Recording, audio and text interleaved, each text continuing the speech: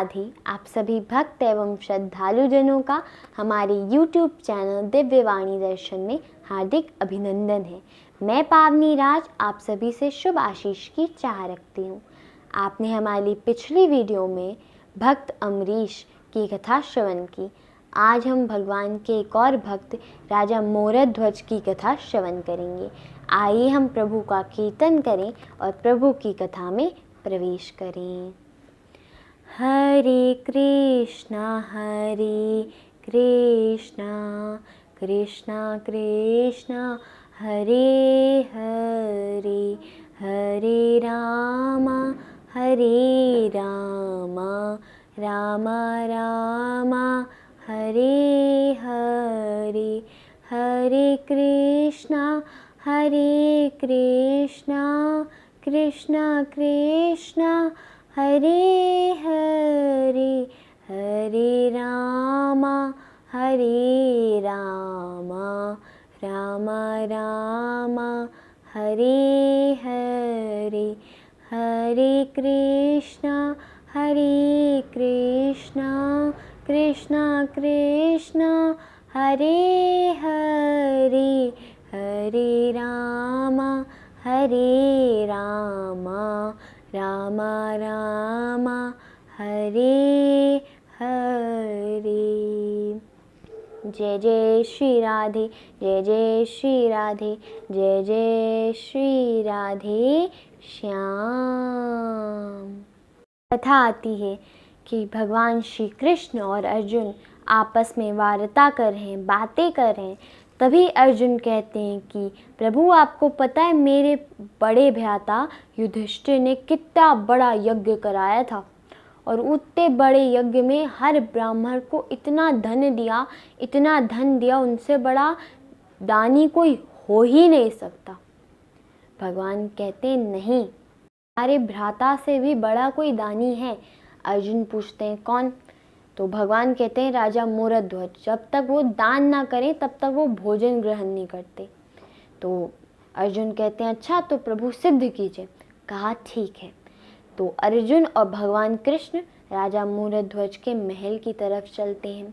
दोनों ने ब्राह्मण का वेश बना लिया और इंद्र को बुलाते हैं। इंद्र एक बूढ़ा सा शेर बन जाते हैं और तीनों राजा मोरध्वज के महल में आते हैं, हाथ जोड़ते हैं। तो राजा मोरध्वज आते हैं और तुरंत उन तीनों के चरणों में गिर जाते हैं और उनके चरण धोते हैं, उन्हें आसन लगाते हैं और कहते हैं कि प्रभु बताइए हम आपकी कैसे सेवा करें। तो वो ब्राह्मणों के वेश में थे तो उन्होंने कहा प्रभु भोजन कराइए, हमें तो भोजन नहीं करना है। कहा ठीक है, पर कहा कि पहले आप हमारे शेर को भोजन कराइए। ये बहुत बूढ़ा शेर है, इसे भोजन कराइए, जब तक ये नहीं खाएगा हम नहीं खाएंगे। तो वो कहते हैं कि अरे प्रभु बताइए शेर को क्या पसंद है, मैं तुरंत लेके आता हूँ। कहा कि ये शेर है, जंगली शेर है। शेर क्या खाता है? मांस। इसे आप मांस ही दीजिए। तो अब राजा मोरध्वज सोचने में पड़ गए कि मैं किसी प्रजाजन को तो मारूंगा नहीं, क्योंकि राजा का पहला कर्तव्य होता है कि खुद मर जाए पर प्रजा पे आँच ना आने दे। तो राजा मोरध्वज कहते हैं मैं प्रजा में से तो किसी को मारूंगा नहीं। अब राजा मोरध्वज कहते हैं ठीक है, मैं अपना मांस इस शेर के लिए दे देता हूँ। तब भगवान कहते हैं नहीं, भगवान रूपी ब्राह्मण कहते हैं नहीं, आपका मांस इतना सख्त है, ये शेर बूढ़ा हो चुका है। अरे अगर बूढ़ा ना हुआ होता तो हमारे साथ थोड़ी ना होता, ये किसी शिकार कर लेता किसी का। पर आपका मांस बहुत सख्त है, इसके दांतों से कटेगा नहीं। कहा फिर कैसे दूं, फिर आपको कैसे भोजन कराऊं? कहा कि हमने सुना है 5 वर्ष पूर्व आपको एक पुत्र हुआ है, उसका नाम ताम्रध्वज है। उसका जो मांस होगा, उसका जो खाल होगी बहुत पतली होगी। बच्चों की जो खाल होती है बहुत पतली होती है, तो आप उसका मांस दे दीजिए। ये सुन के तो राजा रोने लगे, उनके साथ उनकी पत्नी भी रोने लगी। तभी 5 वर्ष का वो ताम्रध्वज अपने पिता के पास आता और कहता है, हे पिताजी, मेरे मुंह में आप धर्म का त्याग मत कीजिए। मैं मर जाऊं चलेगा, पर आपका धर्म नहीं छूटना चाहिए। तो राजा कहते, नहीं पुत्र, अरे मैं कैसा पिता हूँगा जो अपने बेटे को ही मरवा दूंगा।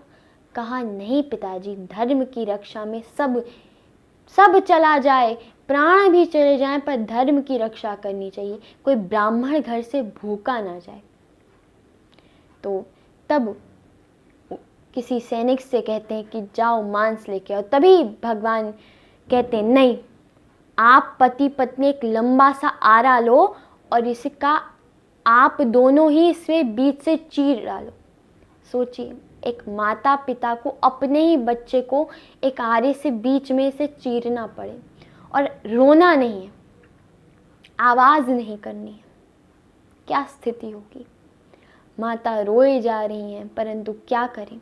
तब बेचारे छोटे से ताम्रध्वज को बीच में खड़ा किया गया और राजा मोरध्वज ने एक तरफ से आरा पकड़ा, एक तरफ से उनकी पत्नी ने पकड़ा और बीच में से उस छोटे से 5 साल के ताम्रध्वज को चीर डाला। तो ब्राह्मण आए, उन्होंने एक टुकड़ा, जो 2 टुकड़े हुए थे उसके, एक टुकड़ा शेर को दिया और एक कहा कि इसे फेंक दीजिए। तो रानी रोने लगी। तो तब संत कहते हैं, अरे देवी, आप रो क्यों रही हैं? जो रोते हैं हम उनके घर से कुछ खाते नहीं। कहा, मैं इसलिए नहीं रो रही कि मेरा पुत्र मर गया, मैं इसलिए रो रही हूँ कि मेरे पुत्र का आधा ही शरीर किसी संत की सेवा में लगा, आधा व्यर्थ हो गया, इसलिए मैं रो रही हूँ। अब शेर ने भोजन कर लिया। अब कहा कि प्रभु आप भी खाइए, आप संत जन भी खाइए। तो कहते हैं, अरे हम तुम्हारे घर खाएंगे, तुमने अपने बेटे को खुद अपने हाथों से मार डाला, हमने प्रत्यक्ष देखा, तुम्हारे घर खाएंगे हम? नहीं नहीं, जाने लगे। तब राजा मोरध्वज रोने लगे कि हे परमात्मा, मेरी कैसी परीक्षा ले रहे हो? पहले मेरा पुत्र छीन लिया और अब मेरे घर से संत जन भूखे पेट जा रहे हैं, खाली हाथ जा रहे हैं। इतना बुरा लगा, इतना खेद हुआ, इतना रोना आया, इतना रोए कि मूर्छित हो गए। मूर्छित होने के बाद उठे तो फिर विधाता से कहने लगे, हे विधाता, तू इतना निर्दयी नहीं हो सकता, तू मेरे साथ ऐसा कैसे कर सकता है। तभी पीछे के कक्ष से आवाज आई, पिताजी आप रो क्यों रहे हैं? छोटा सा ताम्रध्वज दौड़ा दौड़ा अपने पिता की गोद में बैठ गया। राजा मोरध्वज, उन्हें कुछ समझ ना आया ये क्या हुआ। तभी वहाँ भगवान श्री कृष्ण और अर्जुन आए और कहा कि हे राजा मोरध्वज, ये आपकी परीक्षा थी। कहा मोरध्वज ने कि प्रभु, आपको मुझ पे इतना यकीन नहीं कि आप मेरी परीक्षा लेने आ गए। कहा कि अगर मैं बोलता मोरध्वज तो मेरी कोई मानता नहीं, क्योंकि मैं तो भक्तों के इतने अधीन हूँ कि वो जो कहेंगे मैं वही करूँगा। तो लोग कहते हैं कि अरे भक्त कुछ नहीं करते, बस भगवान उन्हें सर्वश्रेष्ठ कह देते हैं। आज तुमने जो किया है उससे पूरा विश्व जान जाएगा, पूरा विश्व जान गया है तुम कितने बड़े दानवीर हो। अर्जुन कहते हैं हाथ जोड़ के कि हे राजा मोरध्वज, मुझे क्षमा कर दीजिए, मैं अपने भ्राता को श्रेष्ठ सिद्ध करने के इतना व्याकुल हो गया कि मुझे यही नहीं समझ आया कि इन सब में आपको कितना दुख हुआ होगा, कितना कष्ट हुआ होगा। मुझे क्षमा कर दीजिए। आप जैसा राजा ना कोई था, ना कोई है, ना कोई होगा। आपके आगे मैं अपना शीश झुकाता हूँ, नमन करता हूँ आपको। और भगवान और अर्जुन वहाँ से चले जाते हैं। ये देखिए, ये समर्पण है धर्म के प्रति। देखिए, जब आप धर्म की रक्षा करते हैं तो धर्म आपकी रक्षा करता है। जब आप धर्म के लिए खड़े होते हैं, धर्म आपके लिए खड़े होता है। एक बार प्रभु से कह दीजिए कि प्रभु, मैं कुछ नहीं जानता, मेरे जीवन में जो होगा वो सब आपके भरोसे। ठाकुर जी दौड़े दौड़े आएंगे। आइए, आज की कथा को हम सब विश्राम देते हैं, प्रभु का कीर्तन करते हैं और आज की कथा को विश्राम देते हैं। हरे कृष्णा कृष्णा कृष्णा हरे हरे, हरे रामा हरे राम राम राम हरे हरे, हरे कृष्णा कृष्णा कृष्णा हरे हरे, हरे राम राम राम हरे हरे, हरे कृष्णा कृष्णा कृष्णा हरे हरे, हरे राम राम राम हरे हरे।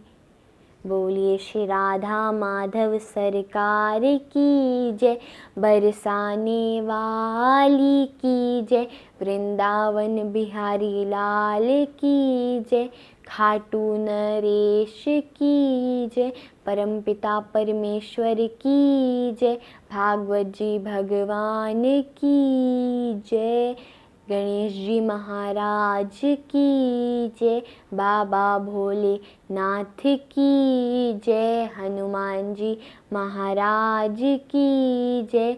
जय जय श्री राधे, जय जय श्री राधे, जय जय श्री राधे श्याम।